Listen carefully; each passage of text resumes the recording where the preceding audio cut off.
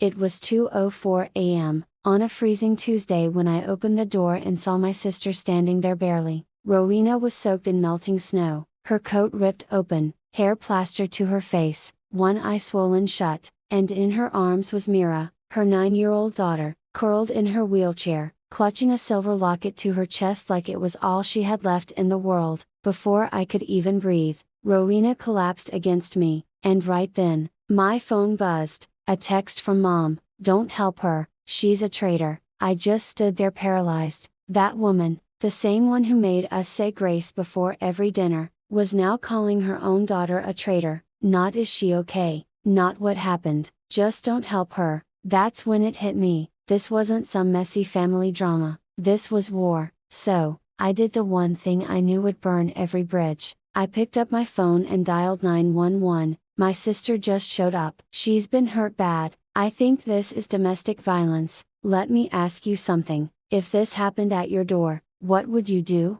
Comment below, I want to hear from you, and yeah, share this if you know someone who needs to, because for me, that text, that was just the first punch to the gut. I grew up thinking pain was just part of being loved. Mom didn't yell, she sliced, her words came soft, wrapped in fake concern, but they left bruises I didn't understand until years later. "Stop crying, you're lucky anyone puts up with you. You want sympathy? Go earn it." She said those things like she was handing out life advice. Rowena got it worse. She was older, more defiant. Every time she pushed back, Mom doubled down. When Rowena got pregnant young, Mom called it a mistake born from another mistake. When Mira was born with a disability, Mom said it was karma. That's the kind of love we were raised on, conditional, sharp, always watching. And Derek, he was Mom's golden boy, he knew it, too. Rowena told me once in a low voice like she was confessing a sin that Derek made her feel grateful to be tolerated. That's how bad it had gotten. Gratitude for silence. But last night broke whatever spell she'd been under. Derek had held a knife to her throat because of a check,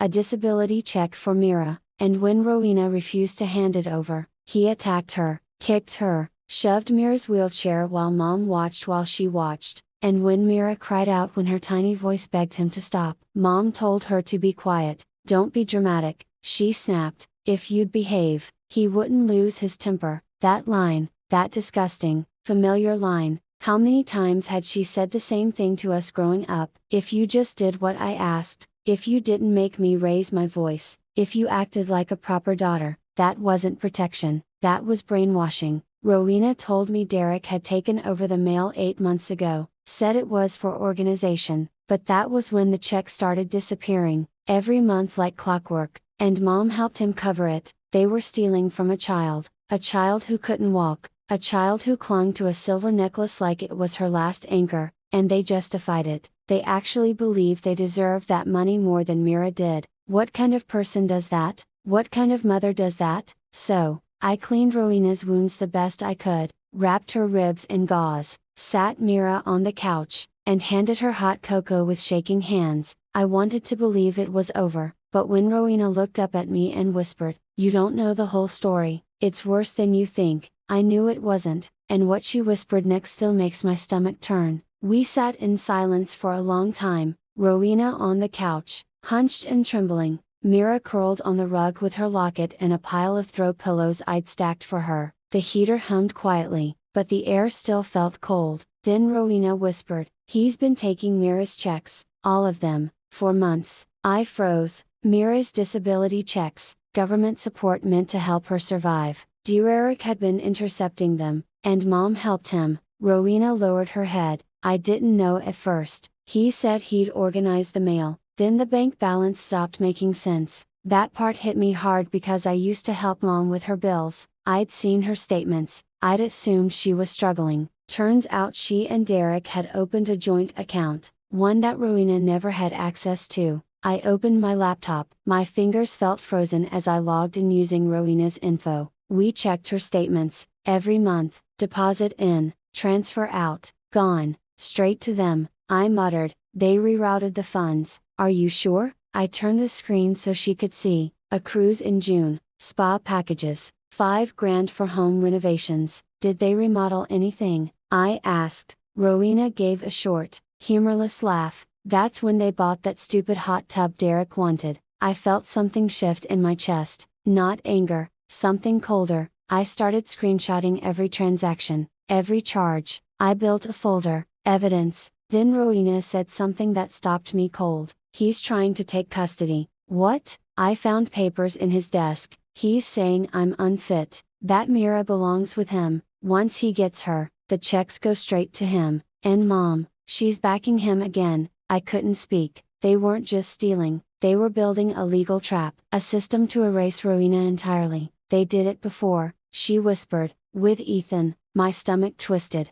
I hadn't heard that name in years. Ethan? Rowena's first child, the one she lost custody of at 20. Back then, Mom said it was Rowena's bad choices. Now, I wasn't so sure. That night, I stayed up documenting everything: screenshots, statements, photos of bruises, her medical records, every text from Derek and Mom. You were their bank, I said softly, and Mira, she was their meal ticket. Rowena didn't flinch, she just nodded. Mira looked up from her drawing and quietly said, "Are we safe here?" I wanted to say yes, but the truth felt fragile. I knelt beside her and tucked a blanket over her lap. "You are now, I promise." Wrong? I should have seen it sooner. Looking back, all the signs were there. The way Mom brushed off Mira's needs like they were luxuries. The time she rolled her eyes when I asked if Mira needed new medical supplies. Even the Christmas where they showed up in matching coats while Rowena and Mira wore the same faded sweaters from the year before. But I told myself they were trying. I wanted to believe that, because if I believed the truth that they were using her, I'd have to accept that my own mother was capable of cruelty beyond words.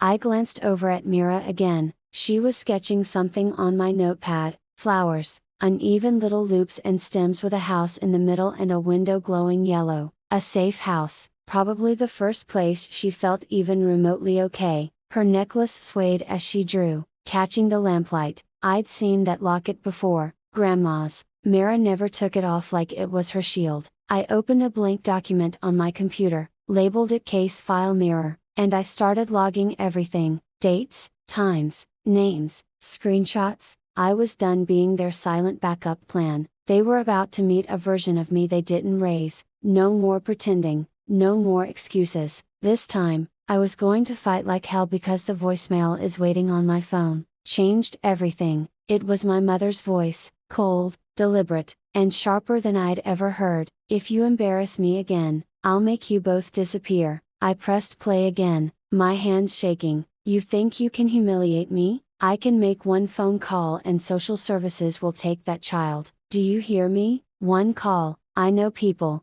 Don't test me." Her words wrapped around my throat like a noose. This wasn't tough love, this was war tactics. She wasn't saving her daughter, she was protecting her reputation. Rowena sat across from me, her face pale, eyes hollow. "She means it," she whispered. "She's done it before." "What do you mean?" Rowena's voice cracked. "Years ago, when I tried to leave Derek the first time, she said if I didn't shut up, she'd make sure Mira was taken. Said I was unstable, that I didn't deserve her." I clenched my jaw so tight it hurt. All those years I thought Mom was just strict, controlling, sure, but not dangerous. But she was. She wielded power like a weapon, used guilt, fear, reputation like a puppet master. "You always thought you were better than us." Her words rang in my ears from years ago. I'd brushed them off, but now I knew that wasn't resentment, that was a threat. I stood at the kitchen table, breathing hard, the voicemail still echoing in my head.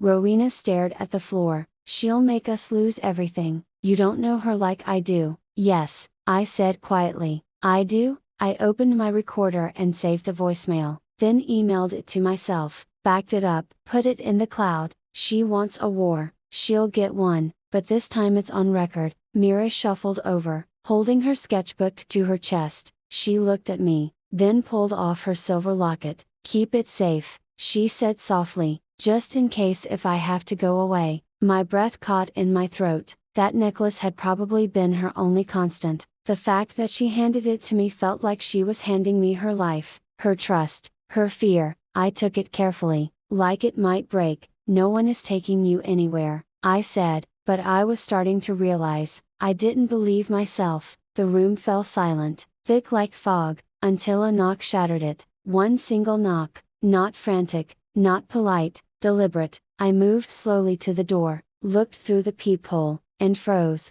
Derek standing there in a clean jacket, holding a cheap bouquet of flowers in one hand, and a fake smile on his face. But his eyes were wrong, too calm, too certain. He raised the flowers like an offering. "Law," he said, smooth like poison, "I just want to take my girls home, let's not make this ugly." I didn't open the door fully, just enough for my voice to slip through. "We're not going anywhere with you." Behind me, I could feel Rowena clutching the couch cushion. Mira sat perfectly still at the kitchen table. Derek's smile didn't move. "You don't have kids, you wouldn't understand. Rowena's not well, and Mira needs stability. My mother can give her that." I looked past him into the car, idling at the curb. Mom was sitting there, sunglasses on, watching. Of course, she didn't come to the door herself, she sent her dog instead. "You're unbelievable," I said. He leaned closer. "She took Mira without permission. I could call the cops right now, tell them you're harboring a runaway minor. You think your tech job survives that?" He thought I'd back down, he thought fear would work. I pulled out my phone, hit record, and held it up. "Say that again," I said flatly. "Say it clear for the camera." And for the first time, Derek's mask slipped, and what he said next, told me this wasn't a visit, it was a threat. Derek leaned in just enough for his voice to drop. "You always thought you were better than us, but you're nothing without your job. You want to lose that, too?" I didn't move. Instead, I raised my phone higher and said, "You done, or should I send this to the police now?" His jaw twitched. "You think this is over?" He spat. "It's not, not by a long shot." He turned and walked back to the car. Marjorie didn't even flinch when he got in, just stared through the window like a statue carved from ice. I closed the door, locked every bolt. Rowena was trembling. Mira still held her sketchbook, her pencil frozen mid-stroke. I looked down at the silver locket in my hand. "They want a war?" I whispered. "Fine, let's give them one." The next day, I filed a formal complaint. Police, state attorney's office, fraud, threats, financial abuse. I uploaded every screenshot, every voicemail, medical photos, bank records. I backed them up on drives, the cloud, my work server, everywhere. Then we met Diane. She was in her 50s, steel gray hair pulled back, eyes like flint. "I've seen monsters like this before," she said calmly, "but the truth, they're not as invincible as they think." She coached us for weeks: court prep, paperwork, strategy. "They'll attack your character," she warned Rowena. "They'll try to make you break, don't let them." The day of the hearing, we walked into that courtroom with nothing but nerves and one hell of a case.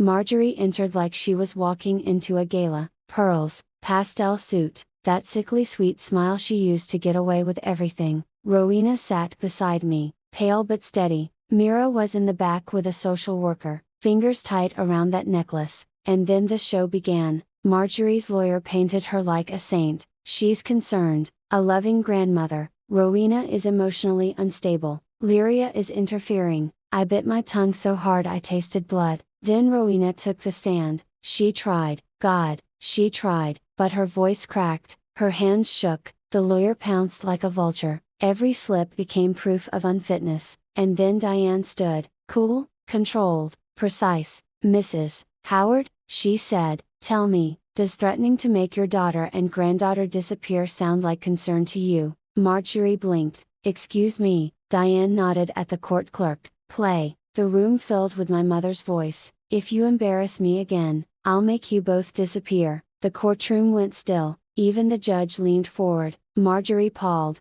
her perfect smile cracked. Derek looked like he'd swallowed a tack. "We have financial records, screenshots of threats, medical documentation," Diane continued. "This isn't hearsay, this is a pattern." Then Derek broke. He turned to Marjorie and hissed, "This was your idea, you said no one would notice." The judge raised a hand. "Enough." And just like that, their alliance cracked open right in front of everyone. I felt Rowena grab my hand under the table. Her nails dug in, but I didn't pull away. She was finally breathing. Mira looked up from the back and smiled for the first time in days. I looked over at my mother, and for the first time in my life, she looked afraid. The judge leaned back in his chair, staring at Marjorie like he didn't recognize the woman in front of him. Rowena's breath hitched beside me. "She's not even flinching," she whispered, and it was true. Even caught in the act, even exposed in front of a courtroom full of strangers, our mother refused to look ashamed. That's when I realized she didn't care about winning custody, she cared about control, she cared about being right. But this time, the evidence spoke louder than her smile ever could, and for once, the courtroom didn't bend for her, it listened to us. But just when we thought it was over, she picked up the phone again. I was sitting at the kitchen table, still in my workflow, staring at the stack of papers Diane had given us. Rowena had finally fallen asleep on the couch, Mira curled against her like a kitten, her little hand still clutching that silver necklace. For the first time in weeks, the apartment felt still, and then my phone rang. I didn't recognize the number, but I knew the voice immediately. "You think you've won?" Marjorie's voice came through sharp, dripping with venom. "You think humiliating me in front of that judge makes you strong? You don't know the first thing about winning. I'll make sure you lose everything, your job, your reputation, and that child. She'll never be yours to protect. She belongs with family, her real family." I didn't say anything at first.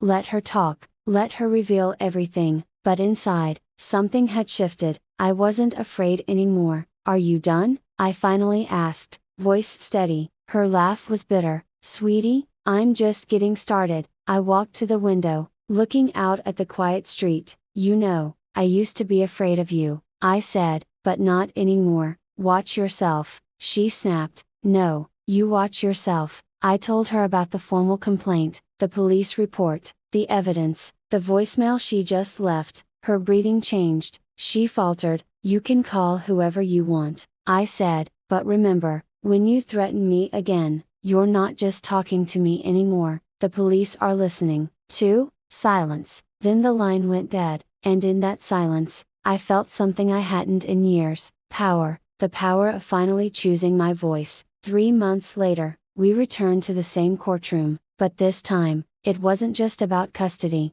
it was about justice. Marjorie and Derek didn't look so put together anymore. The pearls were gone, the pastel suits didn't hide the cracks. Diane laid out everything: the stolen disability checks, the threats, the injuries, the voicemail. The judge listened, and when he finally spoke, his voice was firm. "Full custody of Mira Howard is granted to her mother, Rowena Howard. Derek Howard is stripped of all parental rights. Marjorie Howard is granted only supervised visitation. Restitution and criminal charges will proceed." Rowena gasped, covering her mouth with her hand. I reached for her, squeezing tight, and when Mira heard she was going home with her mom, she smiled, a real one. She walked up to me and slipped that silver locket into my hand. "You kept me safe," she said. Outside the courthouse, the sky was gray, but to me it felt clear. Rowena stood beside me, Mira in her arms, and for once, we weren't running,